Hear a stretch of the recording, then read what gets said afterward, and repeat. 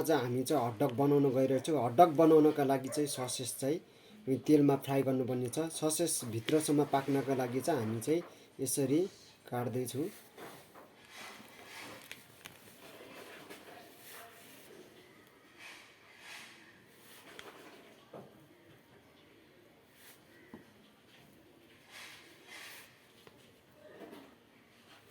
हटडगको लागि चाहिँ यी ससेस हामीले भित्रसम्म पाक्नका लागि चाहिँ यसरी छड्के काटिरहेको छु। ससेस चाहिँ भित्रसम्म पाएको छ भनेर।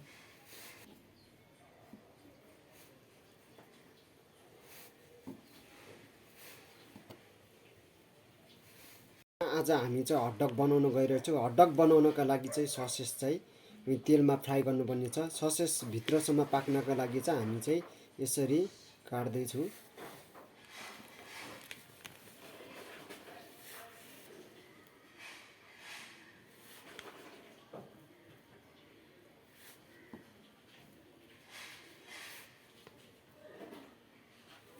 हटडगको लागि चाहिँ यी ससेस हामीले भित्रसम्म पाक्नका लागि चाहिँ यसरी छड्के काटिरहेको छु।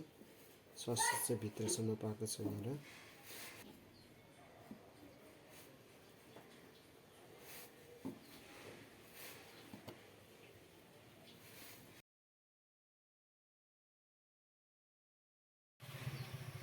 भाँडो तातिसकेपछि चाहिँ अब हामी तेल हाल्छौँ।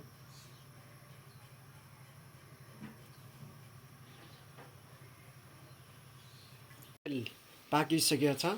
अब म यहाँ ससेस हाल्न गइरहेको छु।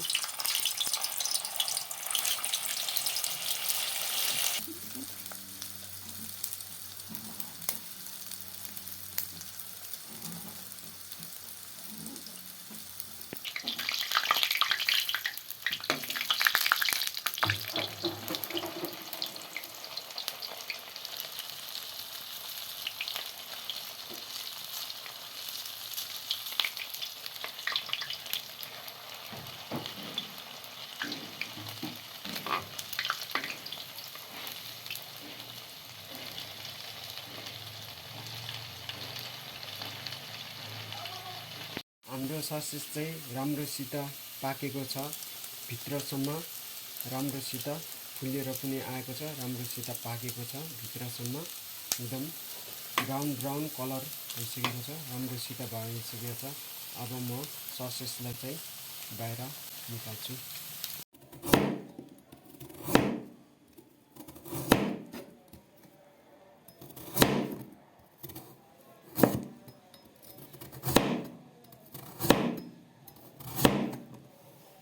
दाना चाहिँ फ्याँक्नुपर्छ।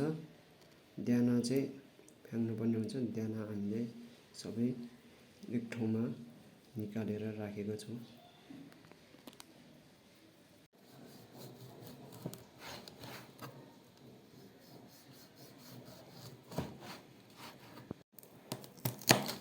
काट्दैछु।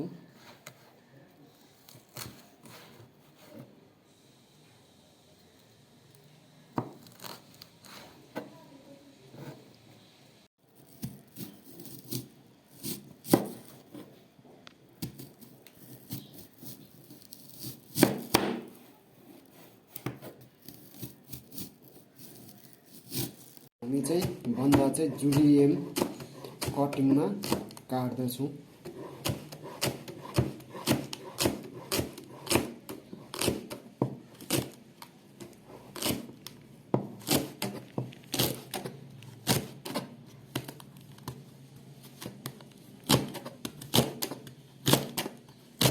बर्गर बमकोमा चाहिँ भित्रबाट चाहिँ सलादको पात राख्ने।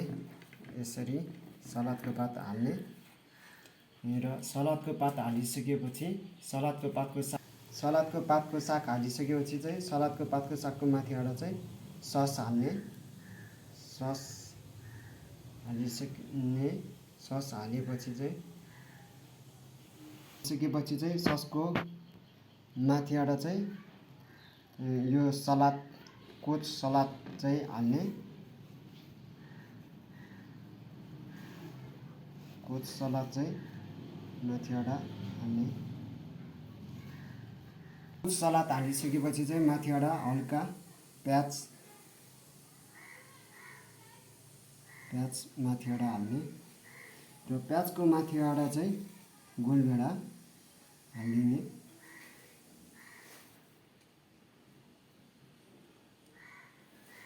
अनि यता यहाँ गोलभेडाको छेउनेर चाहिँ खुर्सानी, हरियो खुर्सानी,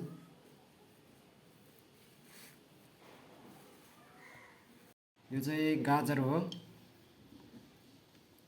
यो बन्दा नरम हुनको लागि हामीले चाहिँ 5 मिनेटदेखि 10 मिनेट चाहिँ पानी हालेर भिजाएर राख्नुपर्ने हुन्छ।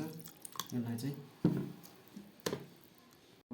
बन्दा हालेको छु र अब गाजर पनि हालेको छौँ, प्याज पनि हालियो। पुलिस सलाद बनाउनलाई चाहिँ माथिबाट नुन पनि हालेर चाहिँ यसलाई चाहिँ 10 मिनेटसम्म चाहिँ राखिरहनु पर्ने हुन्छ।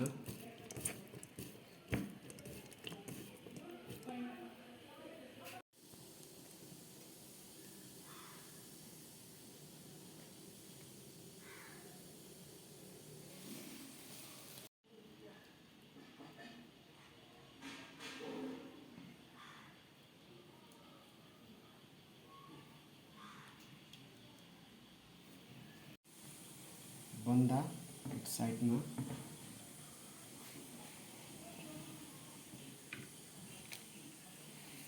र गाजर। अब आम चाहिँ रेडी भइसकेको छ।